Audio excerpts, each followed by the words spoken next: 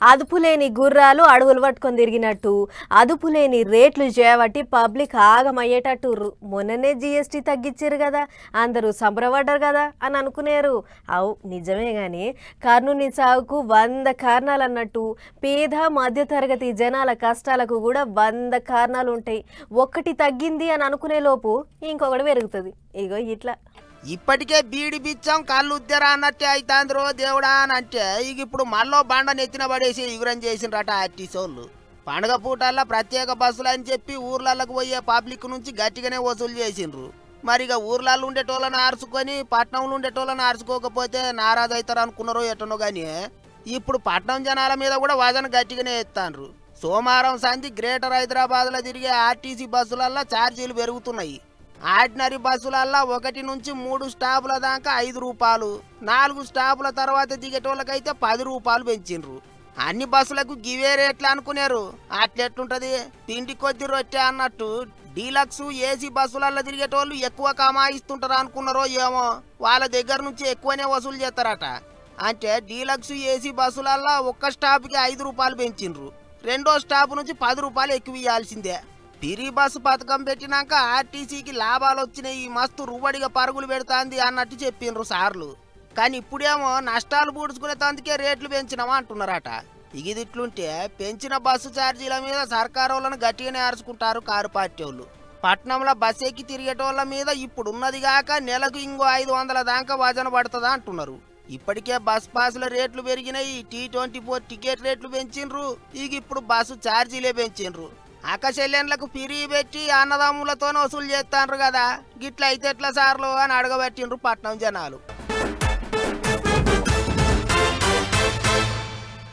ఆ గోడ ఈ గోడ ఎక్కి దుంకుతుంటే ఎవరని తెలిసిన మనిషి అని పిలిచి సన్మానం చేసిర్రట వెనకటికి. ఇక గీ ముచ్చటనే పట్టుకున్నట్టుర్రు మన లీడర్ సాబులు.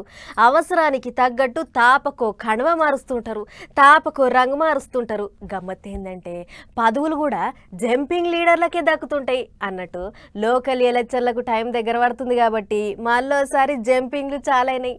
ఆలికి అన్నం పెట్టి ఊరిని ఉద్ధరించినట్టు కొంతమంది లీడర్ సాబులు పార్టీలు మారుకుంటా అంత పబ్లిక్ కోసమే అన్నట్టు చేస్తుంటారు. గిట్లనే లోకల్ ఎలక్షన్లు దగ్గర పడుతుండేటాలకు మోక చూసి రంగులు మారుస్తుండ్రు చాలా మంది. ఇక జైరాబాద్ నియోజకవర్గం న్యాల్కల్ పువ్వు పార్టీ లీడర్లు హైదరాబాద్ వచ్చి మరీ మాజీ మంత్రి హరీష్ రావు చేతుల మీదంగా గులాబీ కండువగా అప్పుకుండ్రు. వచ్చే లోకల్ ఎలక్షన్లలో సంగారెడ్డి జిల్లా జడ్పీ సీటు కారు పార్టీ వాళ్ళదే అన్నట్టు మాట్లాడిండు మాజీ మంత్రి. అంతేకాదు జైరాబాద్లో ఎంపీటీసీ జడ్పీటీసీ సీట్లు గట్టిగా కొట్టాలి అన్నట్టు అందరిని హుషారు చేసిండు. అటు జనగామ జిల్లా దేవరుప్పుల దిక్కు 100 మంది చేయి పార్టీ వాళ్ళు కారు పార్టీలో షరీకైండ్రు. ఎర్రబెల్లి సారు కూడా గట్టిగానే ఎగ్గుతాండు. గిట్లా లోకల్ ఎలక్షన్ల రాజకీయం జోరుగా అవుతాంది ఊర్ల పొంటి. అన్నిటికి మించి కారు పార్టీ వాళ్ళ రువ్వడి చిన్నగా లేదు. హరీష్ రావు సారు తాపకో కాడికి పోయి సర్కారు వాళ్ళ మీద బాణాలు ఎత్తుండు.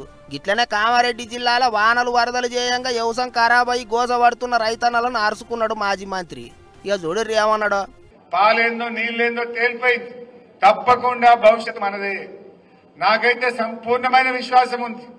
రేపు తెలంగాణలో ఎప్పుడు ఎన్నికలు వచ్చినా 100 సీట్లు బీఆర్ఎస్ పార్టీ గెలిచి తీరుతుంది.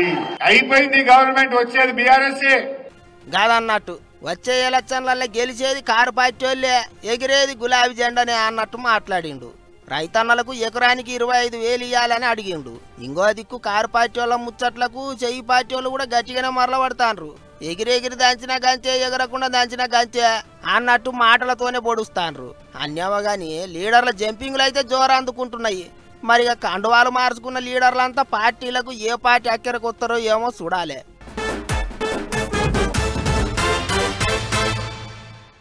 అంతా అయినోళ్ళే అన్ని రోజులు పండుగనే అన్నట్టున్నది. ఇప్పుడు ఏపీలో ఆ జాతరలు ఉత్సవాలు చూస్తుంటే దసరా పండుగకు 10 దినాల ముందే చాలైనాయి ఉత్సవాలు, ఇంకా నడుస్తూనే ఉన్నాయి. ఇక మొన్నటిదాకా విజయవాడ ఉత్సవం నడిచింది కదా, ఇప్పుడు విజయనగరం ఉత్సవాలు చాలైనాయి. చూడురి ఎట్లుందో ధూమ్ధాం.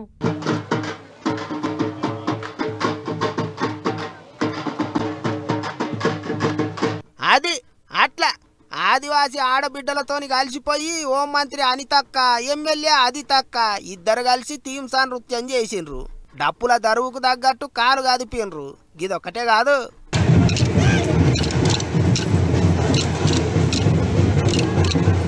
గిట్లా మస్తు ఘనంగా చాలైనవి విజయనగరం ఉత్సవాలు. మొన్న దసరా పండుగకు విజయవాడలో ధూమ్ధాం నడిస్తే ఇప్పుడు పైడితల్లి జాతరకు విజయనగరంలో ధూమ్ధాం నడుస్తుంది. ఆదివాసీల ఆటపాటలు, ఆకచెల్లెన్ల కోలాటాలు, కళాకారుల ప్రదర్శనలు, అబ్బో చిన్నగా లేదు పోన్రి సంబరం. మరిక పైడి మాంబ అంటే ఉత్తరాంధ్ర మొత్తానికే ఇలవేల్పు. అందుకే ఈసారి జాతర ఇంగింత వైభవంగా జరిపిస్తారు. రేపొచ్చే మంగళవారం తోలేళ్ల ఉత్సవం, ఆటెనక 7వ తారీఖు నాడు సిరిమాను ఉత్సవం ఉన్నది. 60 అడుగుల ఎత్తుండే సిరిమాను చింత చెట్టును ఇప్పటికే దొరకబట్టిండ్రు. ఆ చెట్టు ఎక్కడుండేది ఏం కథ అనేది అయ్యగారికి అమ్మవారే కళలు వచ్చి చెప్తుందట. ఇక దానికి పూజలు గిట చేసి మంచి పనితనం ఉన్న వడ్రంగులు ఇప్పటికే సిరిమాను తయారు చేసిండ్రు.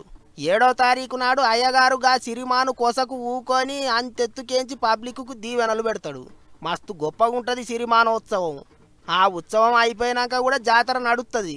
అక్టోబర్ 22వ తారీఖు దాకా విజయనగరం దిక్కు సంబురమే సంబురం పోయినరే. మరి అటు దిక్కు ఏమన్నా పని మీద పోతే ఒక్క అడుగు పైడి మాంబ గుడికి పోయి దర్శనం చేసుకొని రాండ్రి.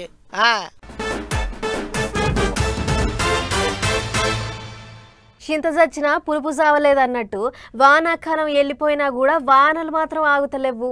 లెక్కకైతే వర్షాకాలం పోయి 5 రోజులు ఆయన కూడా చినుకులు పడుతూనే ఉన్నాయి. ఇట్లనే ఆయితారం నాడు కూడా పల్లె పట్నం అనే తేడా లేకుండా దంచుడు వానదేవుడు. మరి ఎక్కడెక్కడ ఎట్లెట్లున్నదో ఒక్కసారి అరుసుకొని వద్దాం పారి. పోయింది అని అనుకున్న వానలు మళ్ళా మోకందుకున్నాయి. వికారాబాద్ జిల్లాలో రాత్రి సంధి దంచి కొడితే తాండూరు దిక్కున్న కాగ్నా నది రువ్వడి పెరిగింది.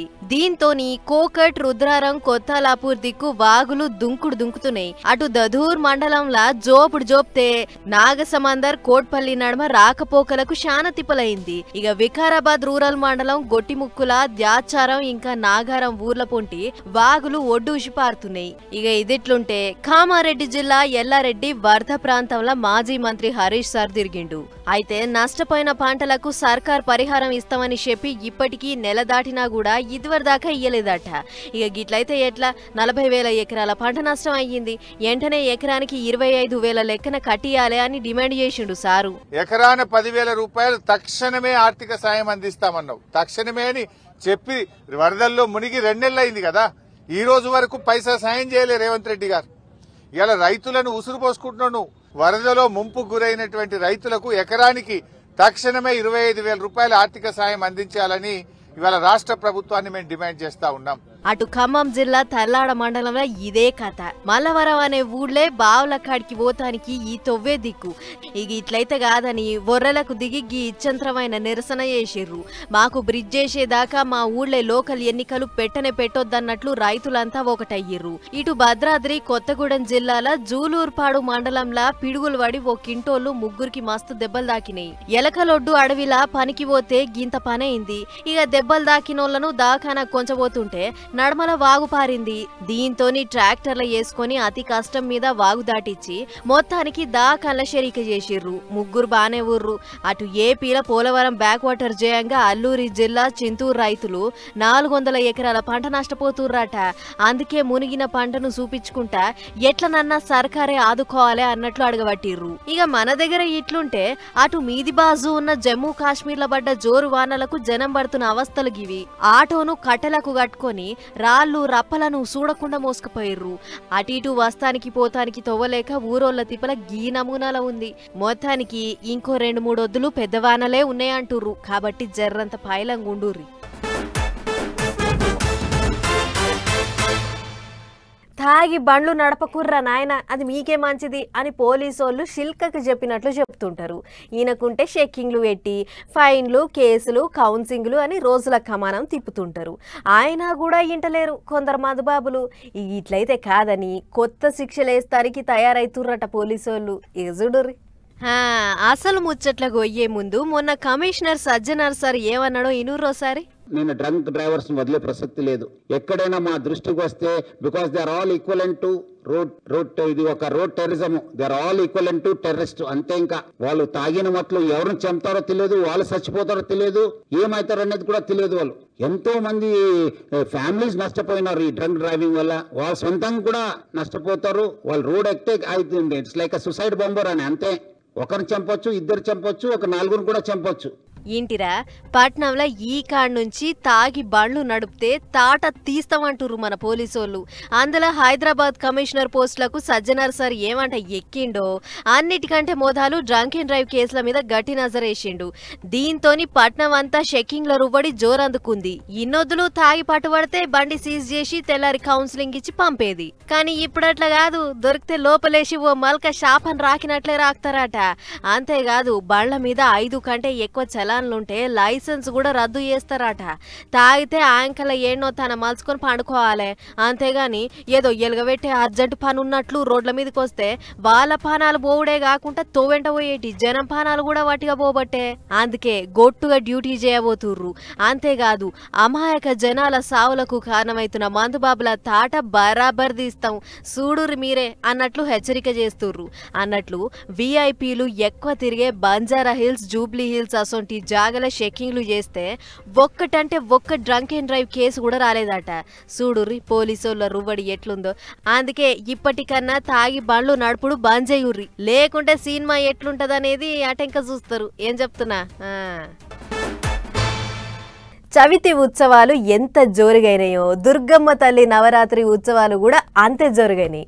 పూజలు జరిగినన్ని దినాలు తీరు తీరు భజనలు, కోలాటాలు, పాటలు, పూజలు, మొక్కులు మా సంబరంగా అందుకున్న దుర్గమ్మ తల్లి మల్లేడు వస్తా అని సెలవు తీసుకుంది. మరిగా నిమజ్జనాల కార్యం ఎట్లెట్లా అయ్యిందో ఒక్కసారి అట్లా పోయి చూసేద్దాం పారి. దుర్గామాత నవరాత్రి ఉత్సవాలు సంబరంగా ఒడిచిపోయినాయి.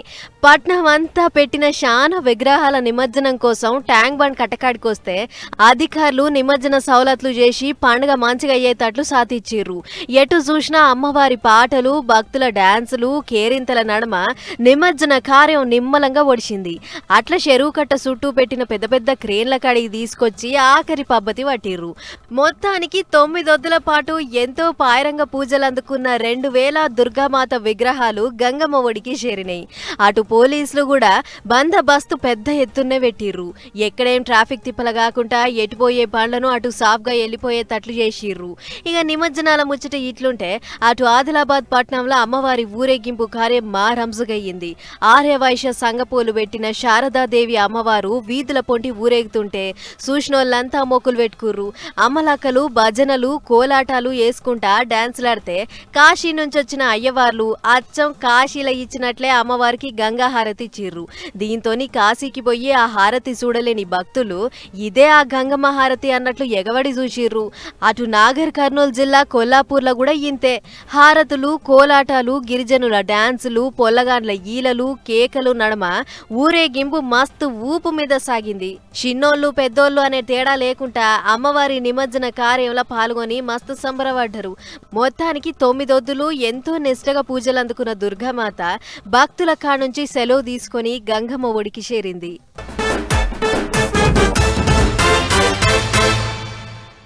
ఎవ్వలను చూసినా కుసా కుస తుమ్ముతుర్రు, గసా గసా దగ్గుతుర్రు. అస్సలు మంచిగా లేదు వాతావరణం.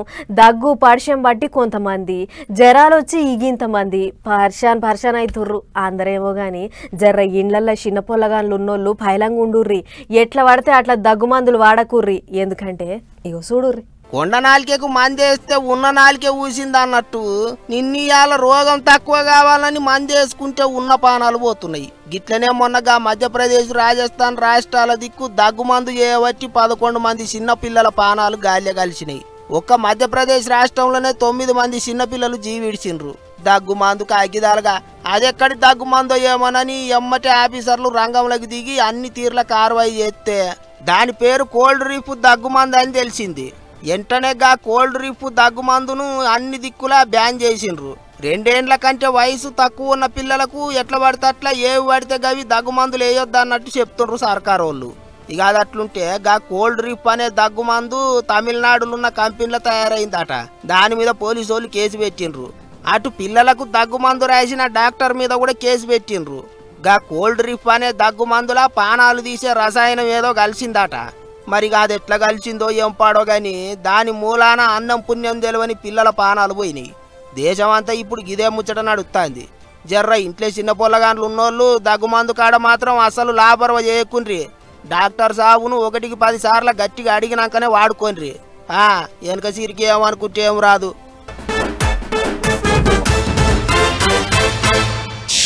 పెద్ద పులి పేరింటనే పుట్టెడు బుగులైతది. అసొంటిది ప్రకాశం జిల్లాల గిల్లు ఆగి మరీ చూసిర్రు.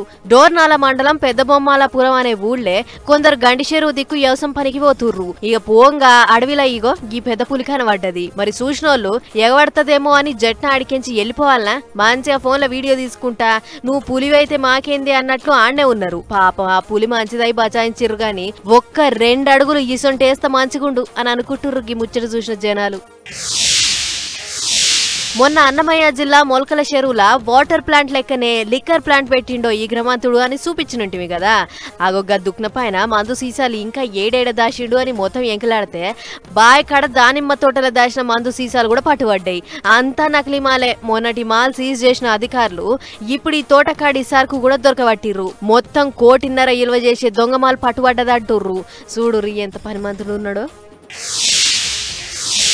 బండెనక బండి 6 బండ్లు టక్కరిచ్చుకున్న ముచ్చట ఔటర్ రింగ్ రోడ్ మీద అయ్యింది. రాజేంద్ర నగర్ దిక్కున్న ORR మీద బండ్లు రువ్వడి మీద పోతున్నాయట. మరి ముంగట బండికి ఏమైందో ఏమో తెలియదు గాని జట్న బ్రేక్ తొక్కేటాళ్లకు ఎనుకొస్తున్న గీ బండ్లు కూడా కంట్రోల్ కాక ఒక్కొక్కటి గుద్దుకున్నాయి. అంతే మొత్తం 6 బండ్లకు షిప్పలు వగిలినాయి. దీంతోని 2 కిలోమీటర్ల మందం ట్రాఫిక్ జామ్ అయింది. అటు పండుగ అయిపోయి పట్నం వస్తున్న జనాలతోని పట్నం చుట్టూన్న టోల్ గేట్ల కాడ రద్దీ పెరిగితే చిన్నగా మెల్లగా కదిలినాయి బండ్లు.